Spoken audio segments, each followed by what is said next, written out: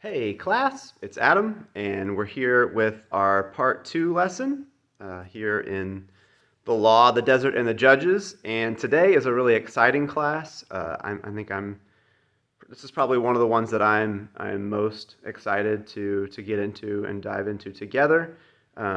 Probably because it's one of the most difficult.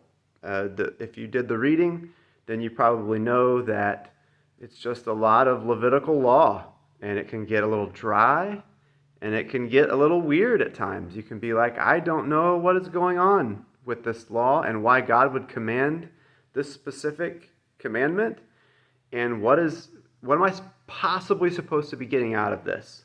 Uh, in my personal Bible devotion and even my understanding of what God is up to. So I hope that at the end of this video that everyone will at least feel a little bit better about sorting through some of these laws and trying to understand what God has for us through them.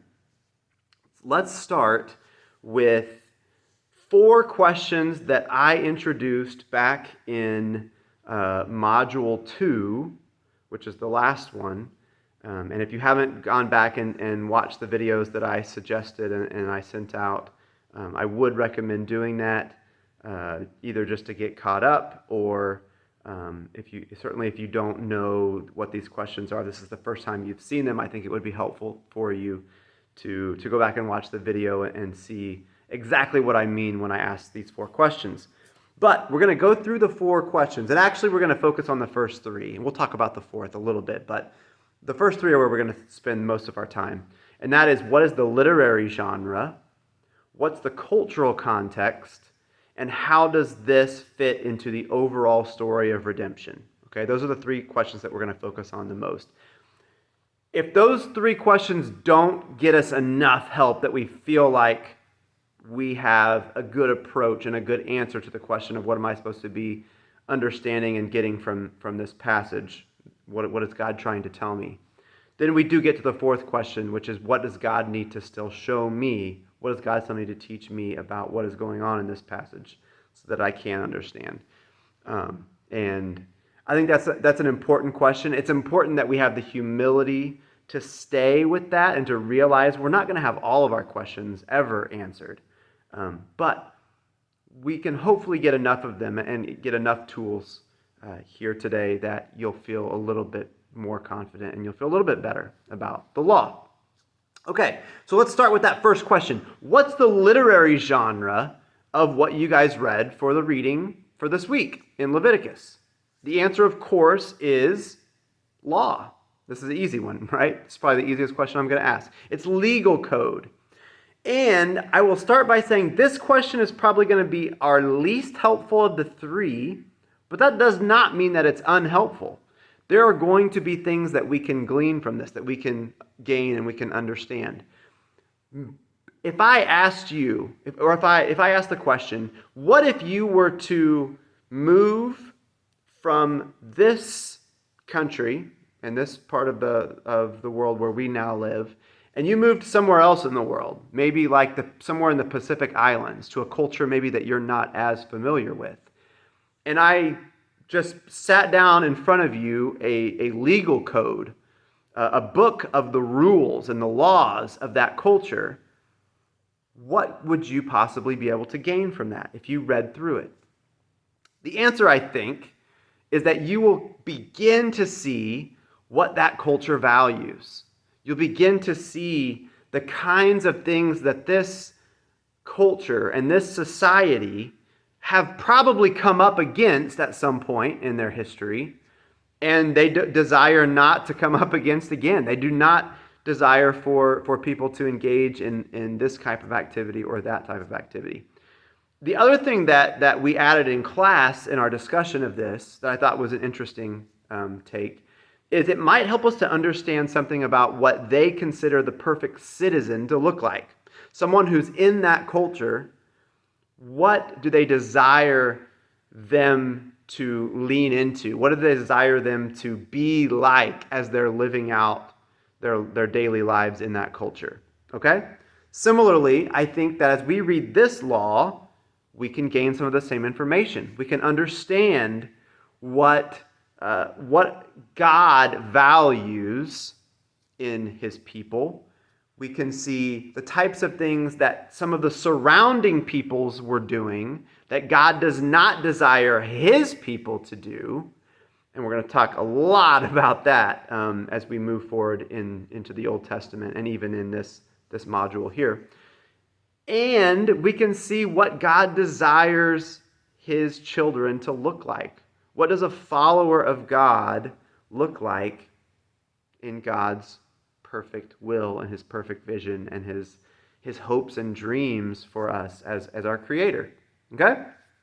So that's helpful, but let's move to some of the more helpful questions, and let's start with this idea of cultural context. What's the cultural context of the law? Well, there's a lot. This question we could spend a lifetime studying, and there are people who do. There are scholars who basically spend their entire career studying ancient Middle Eastern culture so that they can have a better idea and understanding of the cultural context from which the Bible is coming to us. Now, I will tell you that I am not a scholar like that. I have not spent nearly enough time to be able to answer absolutely any question that you have. If you went and picked out any little minute law from these first 5 books of the Bible, from the Torah, and you said, okay, what's the cultural context behind this one? It would be easy for you to stump me, right? Like there will be many occasions where I'll be like, that's a good question. I don't know the specific cultural context to this one. Give me a second. Let me go research a little bit and see what I can find. I would need that extra time and to put in a little bit of extra work to be able to do that. Now, obviously, there's people that wouldn't need that, and they have studied it enough. But like I said, that's not me. So I am coming at this with just enough information to be slightly dangerous, right? And I'm going to help provide an example for you, but you'll have to just trust me that I've at least done enough research and seen enough of these that are helpful and explanatory that I have come to believe that there are good explanations for lots of these laws in terms of what was going on at the time and the place when the laws were enacted. Okay? Let's go ahead and just jump into one, and I'll show you what I mean. Leviticus 19:19, which I was laughing with class on Sunday, was actually not one of the ones that I assigned you to read. Perhaps I should have. But that's okay, because it'll be easy for us to get caught up. Let me read for you the law here in Leviticus 19:19. It says, "You shall keep my statutes. You shall not let your cattle breed with a different kind. You shall not sow your field with 2 kinds of seed, nor shall you wear a garment of cloth made of 2 kinds of material." All right. There are probably several laws that you read throughout the course of this module so far, where you're like, well, yeah, this makes sense. Like, don't kill people, don't hurt people, don't steal from people, don't use your power to oppress people. Like, yeah, all this makes sense to me. These seem like pretty straightforward laws. And then you come across one like this, and you're like, what in the world is going on here? Like, what is God trying to get at? What is he trying to do here with this law? And obviously here there's 3 kinds. There's 3 mini laws even in just this one sentence that we read in 1919. I'm just going to pick out one of these because we really will only have time for one quick example so I can show you what this looks like. And we're going to focus on the third one, the 2, that you should not wear cloth woven from 2 kinds of material. What is this? What is going on here? What is God like? What could he possibly be trying to get out of giving people this as a commandment? Let me give you some cultural background, and then let's see if this sheds some light on what God is probably getting at.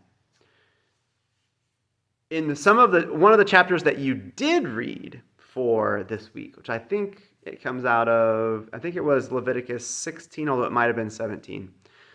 It talks about the priestly garments and what Aaron and his sons and the Levites moving forward are supposed to wear when they're performing their priestly functions.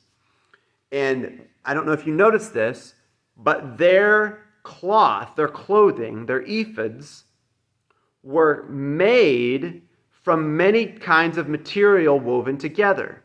And this was uncommon at the time. Most people, right, would only just take one kind of material, one color of dye at a time, and wear one color of shirt or robe, and made out of one kind of material, because to do otherwise would be, impractical, right? To spend the time and the money that it would take to do that. However, the priestly garments were different. They were made from multiple kinds of material and cloth woven together, and different colors, all in one outfit. And this was uncommon. So, how would we apply this then? Or what is God getting at? Because the first thing we want to say is, what is God's intent then with the law? And I think the answer is that it's a caution against people pretending to be priests or trying to gain the power and the prestige that the priestly office might bring them if they were being like priests. Okay? So let's talk about applying this now to our own time and our own culture, because I think this is a really important part as we talk about the law. There's two mistakes that we could make here. Mistake one would be saying well, we just need to apply this absolutely 100%, literally the way it reads now. People should be still obeying this. Because, look at this, right? I have probably more than one kind of material, cloth, and obviously there's more than one color on my shirt. So I must not believe that this applies to me directly, and that is true. And we'll talk about why in a second.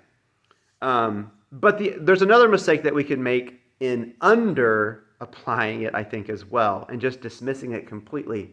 And I also want us to talk about that mistake and why we shouldn't make that one. Let's start with the first one.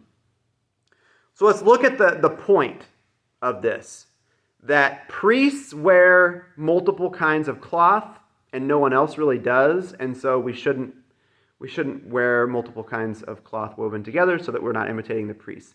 This doesn't apply to us today, right? Going to Lakeland in the year 2022 here in Lee Summit, Missouri, we do not go to a church where our pastors, where the religious leaders, when they're performing their functions, tend to wear anything different. As Pastor Dan, Garrett, or Marta get up to preach, you don't see them wearing some special kind of clothing. They're just wearing clothes like all of us do when we come to church, right?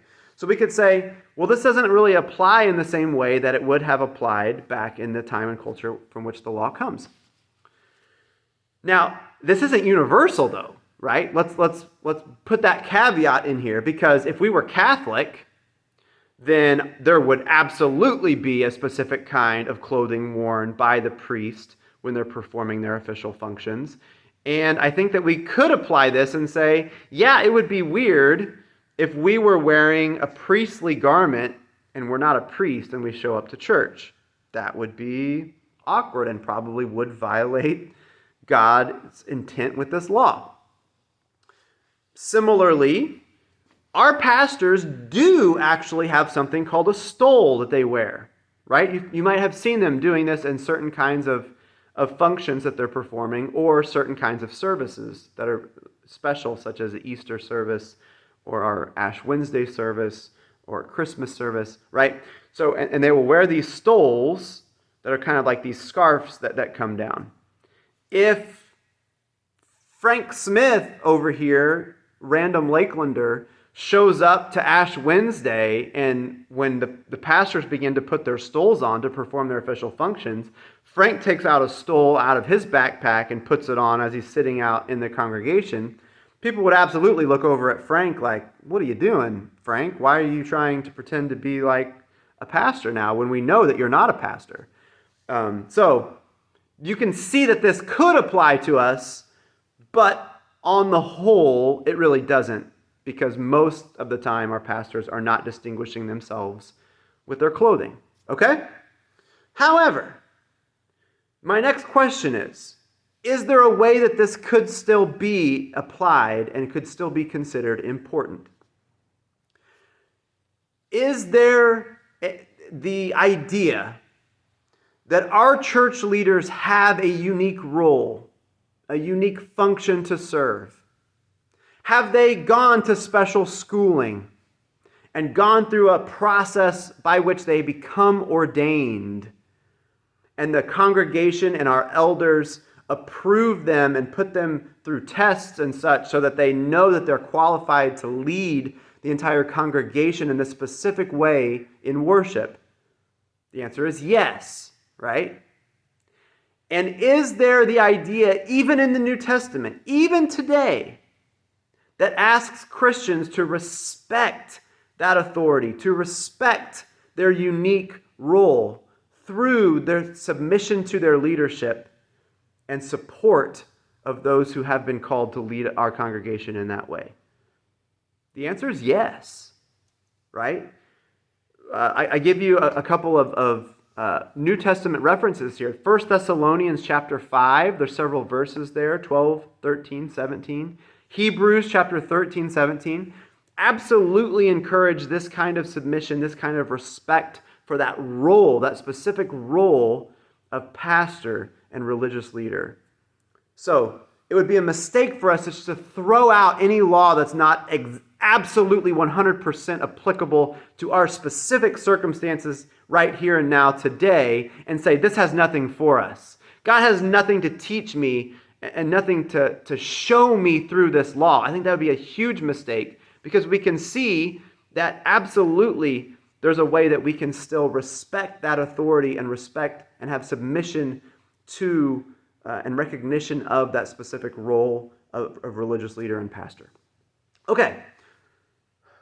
There's just a snapshot for you of the way that cultural context, I think, can help us to understand some of these laws better. But let's move into the next one, which is actually the biggest, and that is, how does this law fit into the overall story of redemption? And I have several points that I want to make. Point one, let's look at the immediate context that the law is coming to us from in the story itself. This greatest story ever that we're learning. What has happened immediately preceding God giving the people this law? Let me give you a quick rundown. In the book of Exodus, the Lord delivers his people from slavery with mighty signs and wonders and brings them out into the desert, into Sinai, telling them that they are going to be his kingdom of priests and a holy nation. And this word holy is going to be so important, both in this law and as we move through the Old Testament, because holiness means separateness, set apartness, special in some way. Okay?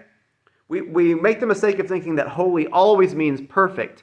God is perfect, is wholly perfect, right? That means God's perfection is set apart from anything else, because his children are not perfect. And so God is set apart from us in his perfection. But holiness doesn't mean just perfection. Holiness means differentness, separateness, set apartness. Okay? So God says, I'm going to make you a special group of people that's different from any other group of people that you come across and is living around you. God enters into covenant with them as their king, and then he gives them these laws to follow. God says, I will be a king who comes very near to you, dwelling in your very midst. And then he gives them directions for his tabernacle, which is the place where God will come and dwell. Now let's stop here for a second, because I want to belabor this point a little bit. This is a really important point. God's presence is so incredibly and unbelievably important to the people of Israel. God needs to be with them to guide them and lead them. We have already read what happens when God leaves the people to their own devices for even just a little bit. And that is what we read in the book of Genesis, when the people had become so outrageously wicked, and they were literally tearing themselves and their civilizations apart with their violence and their oppression and their wickedness, that God had to wipe out the entirety of creation with a flood, except, of course, for Noah and his family. So, God must be with them. We have seen the results of God not being close with his people and guiding his people. But also think of it this way. God could have said, if the people can't, because here's one of the issues, right? And let me back up for a quick second. Through the tabernacle, we already came into this idea that God is so holy and God is so set apart and God's glory is so overwhelmingly powerful that to come into contact with a sinful, unholy, fallen people, stiff-necked people like the Israelites and like all of us, God's holiness would overwhelm and overpower these people to the point that they would not be able to stand in front of him. They would be killed right where they stand. They would die immediately.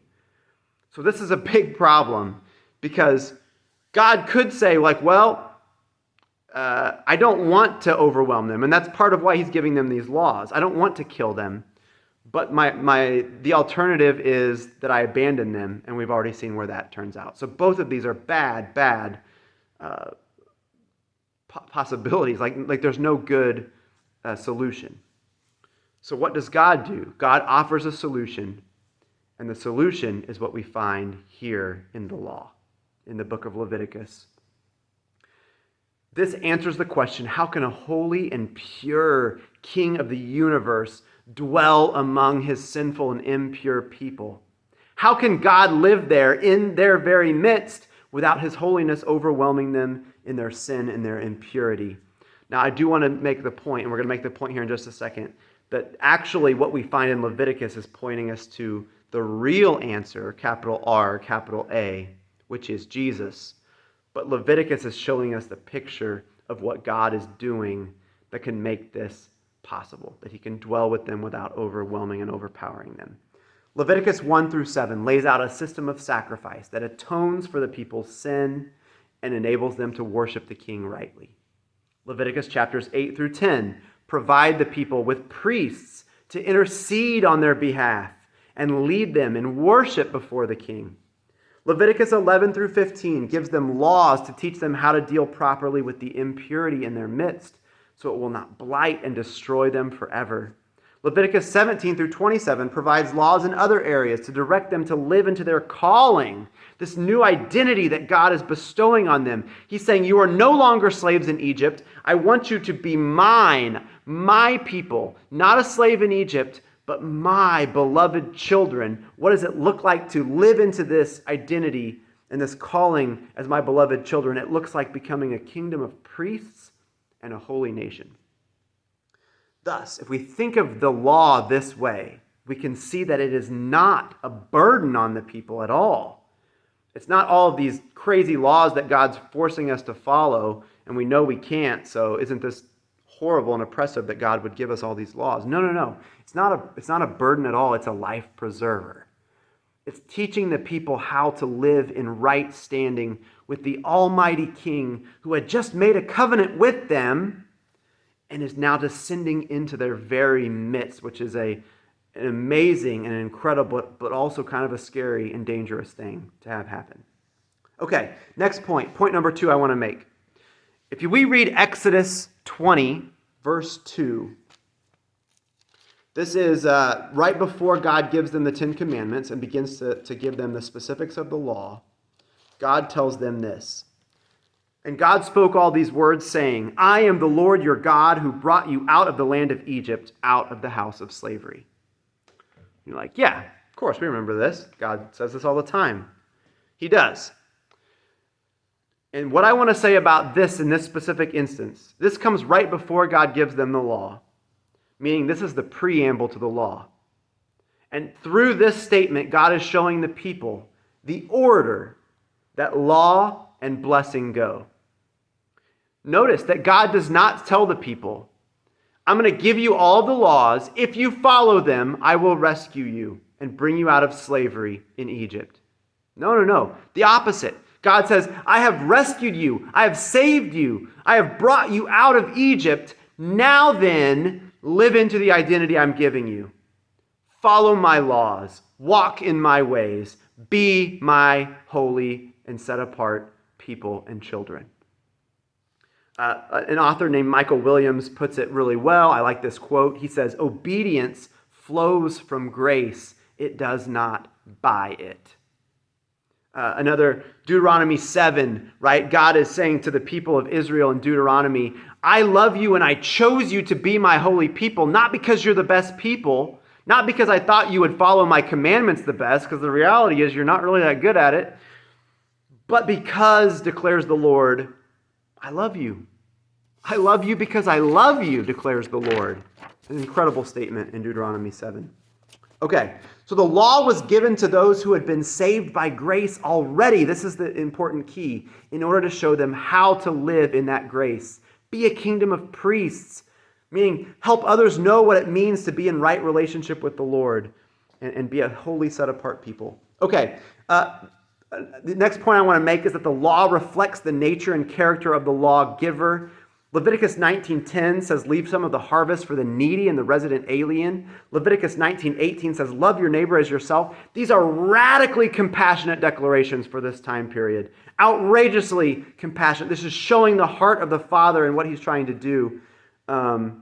So I'm going to go ahead and stop right there. That gets us most of the way through this. I hope that you guys have a good week, and I'll be making a video again for next week, but hopefully you can join us in class, and bye for now.